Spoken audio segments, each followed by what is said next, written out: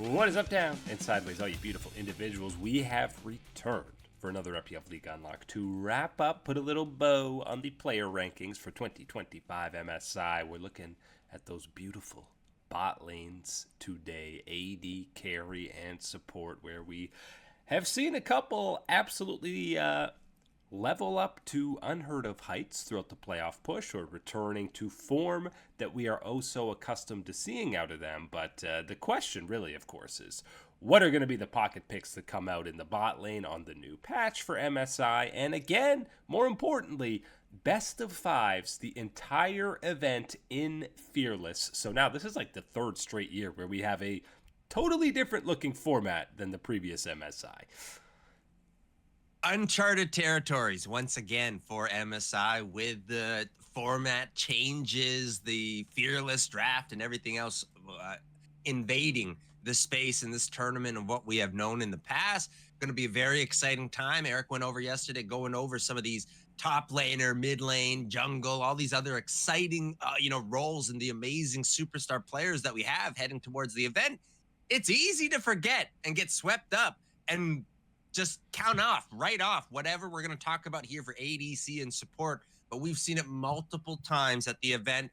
Anything can happen. And if that bottom lane is where that priority is for the meta and whatnot, that is certainly going to play out with the power players that we have in both of these positions. And, unfortunately, we've seen again the rise of Senna in the bot lane. So that might end up being where the spiciness comes for support at the very least. But again, it's Fearless, so at most you're getting that single Senna match in any of these best ofs. But a guy who was playing Senna the most in playoffs and lowest of the Western boys on this list is Hans Sama, just after Furious AU and then Artemis for GAM. And again, we're not sleeping on anyone on this list, especially anybody from GAM, even though they're kind of often in that 9 spot heading into here. But Hans Sama is obviously a guy who we've had much higher on these lists in the past, but you look at what we just got in playoffs, and there's no question you're putting Supa ahead of him on this list.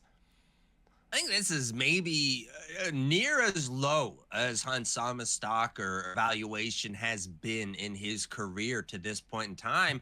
There's been some fluctuations. There obviously have been the peaks where we have been talking about him as that premier player within this role in the LEC, someone that can deliver, can hype up to the level that is necessary to be that star internationally. Have we seen that in a long time?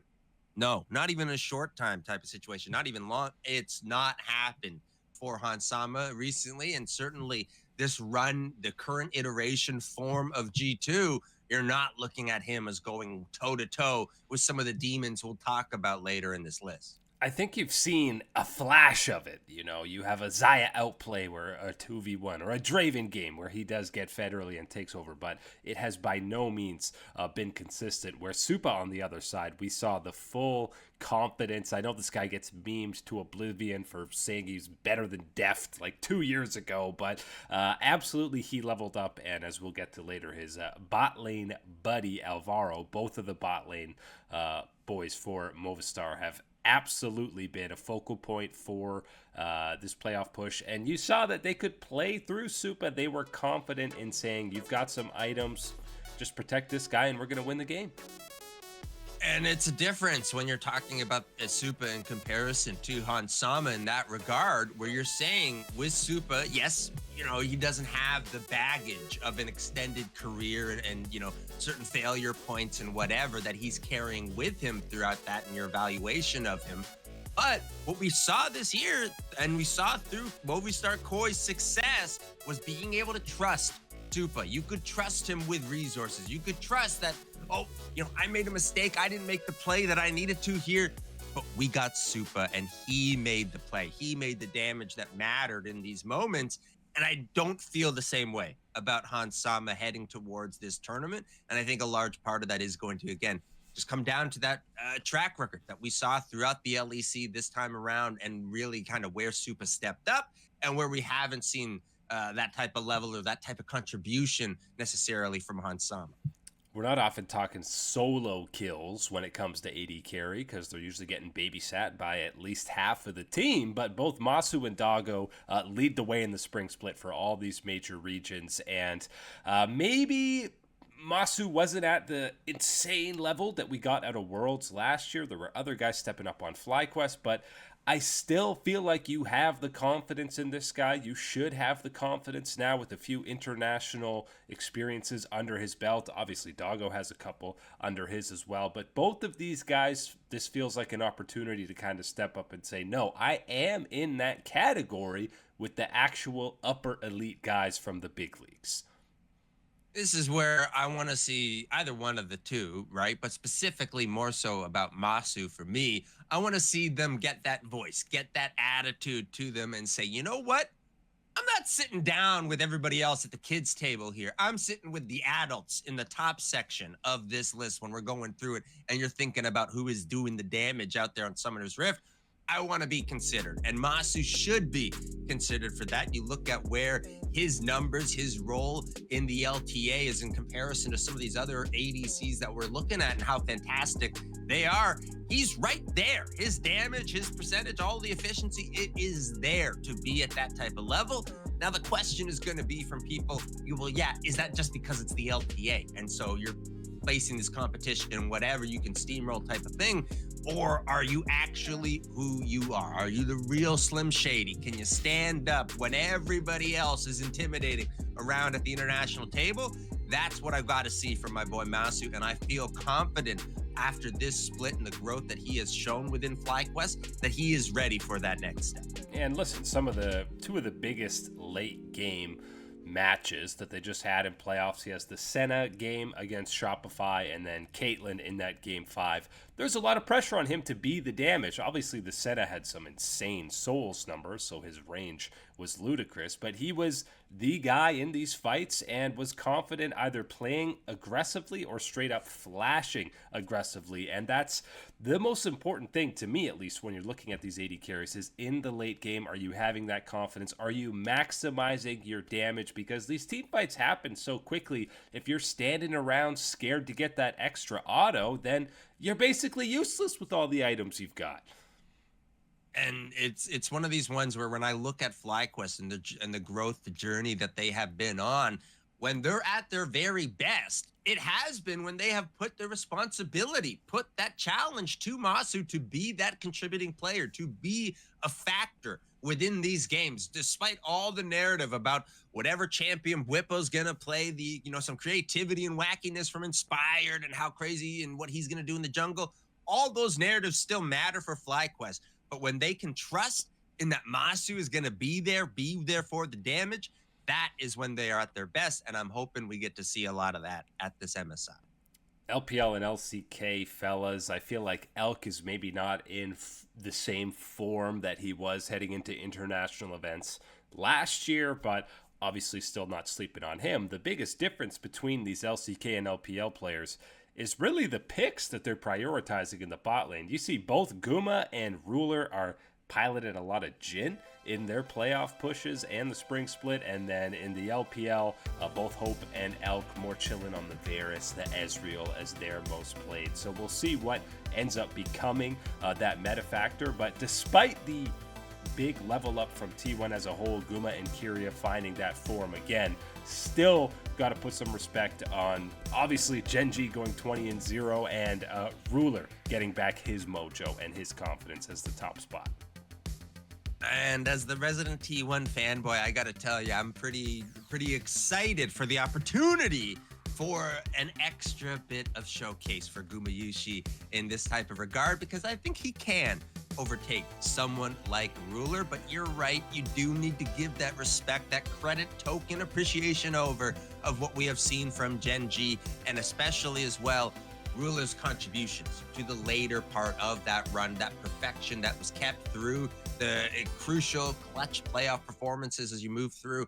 Ruler, I think, was in really sharp form for that Gen G squad, and hoping he can continue that at the very top of this power ranking list. But still, Kuma, you're looking at the other two from the LPL. Yes, these are no slouches. They are going to be delivering. And I really like to point out the difference in far as where they are prioritizing in that first initial or the power pick within the meta. Going to be one of those obviously strategy dice rolls to find out throughout this MSI and the change to this fearless draft format is finding out whether you're going to be using that right out of the gate to get that initial start or whether that's going to be something that you risk saving for later to try and peak, within a series and try to get a crucial game in it with that type of pick.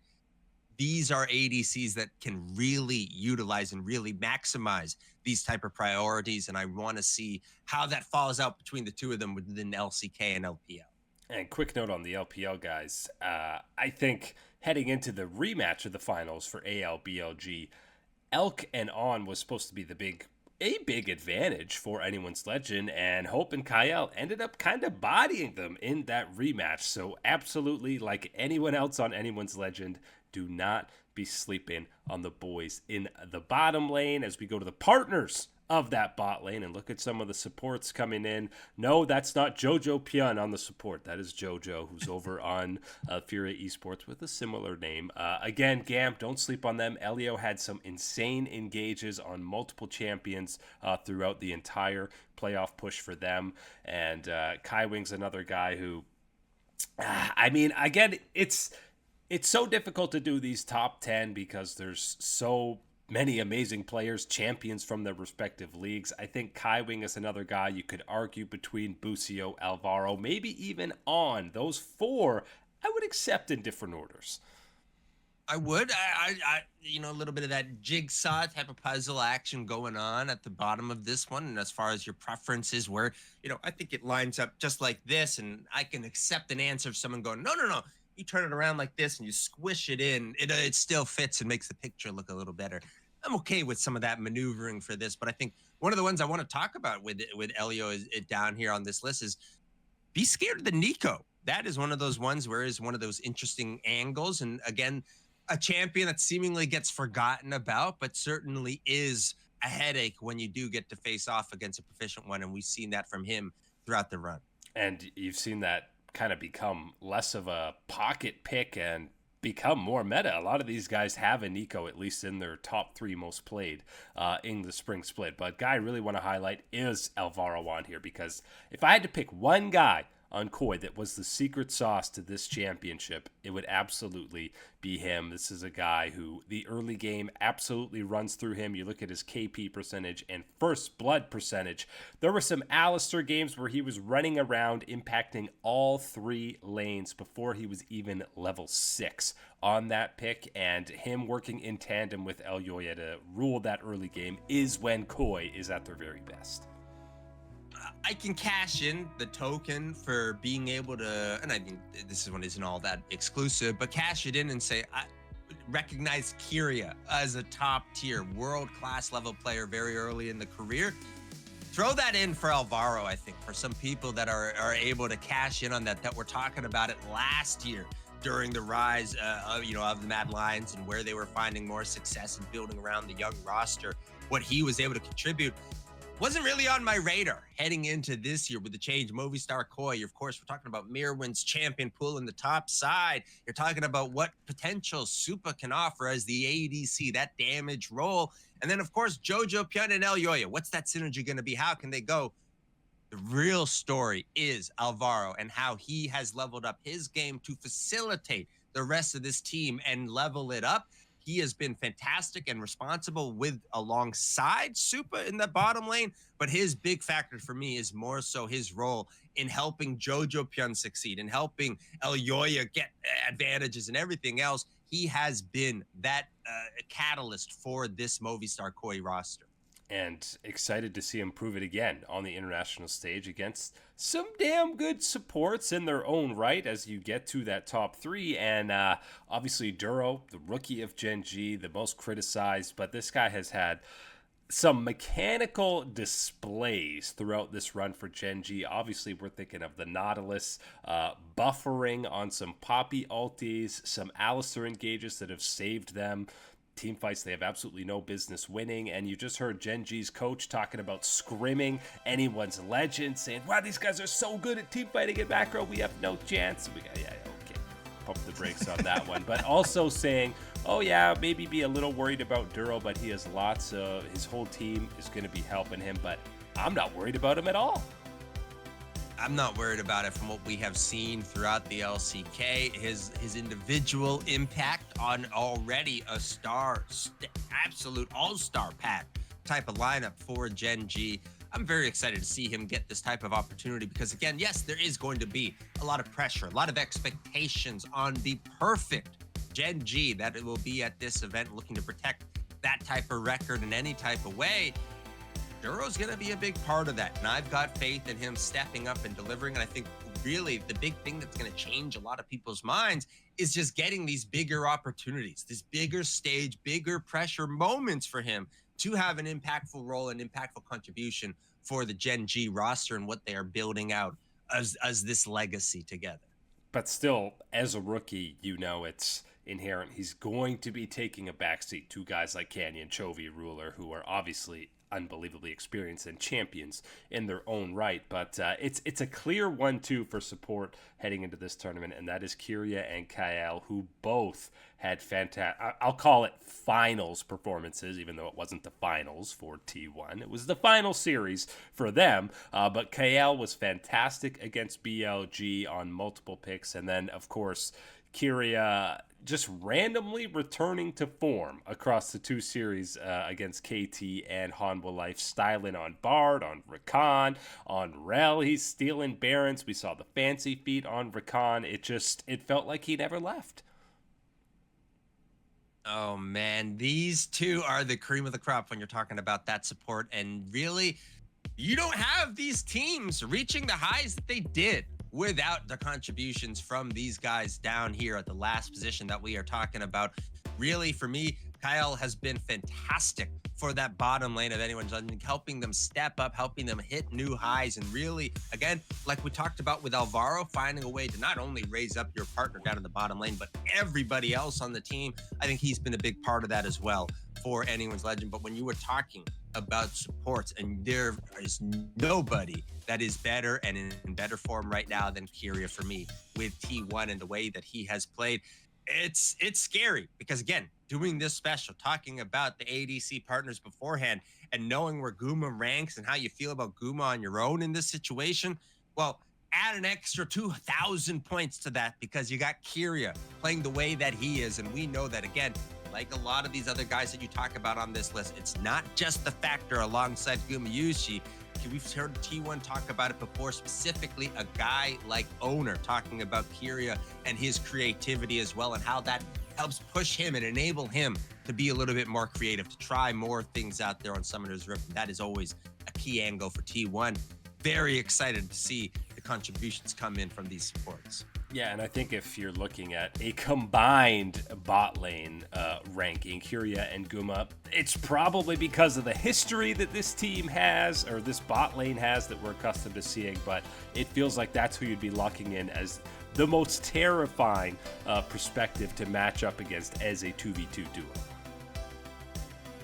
Yeah, that's the one that scares me the most out of this situation. I think, again, that's not meant to say anything against some of the synergies that you will find within these bottom lane duos. Specifically, I think you look at anyone's legend, what we have seen from them in their bottom lane and how they've been able to carve through the LPL is one of those ones. And heck, throw FlyQuest in there, because I do think that the way that Masu and Busio have been able to play together and level up and keep learning as that, less experienced angle of FlyQuest has been something to keep an eye on. We are a mere few days away from MSI kicking off here in Vancouver. They're probably filming all the content, media, teasers of everybody up here in the Great White North of Canada. But that is it today for a little bit of player ranking action. Thank you to all you beautiful people for hanging out. As always, Eric and Mark here with you guys, and we will catch you on that flippity flip.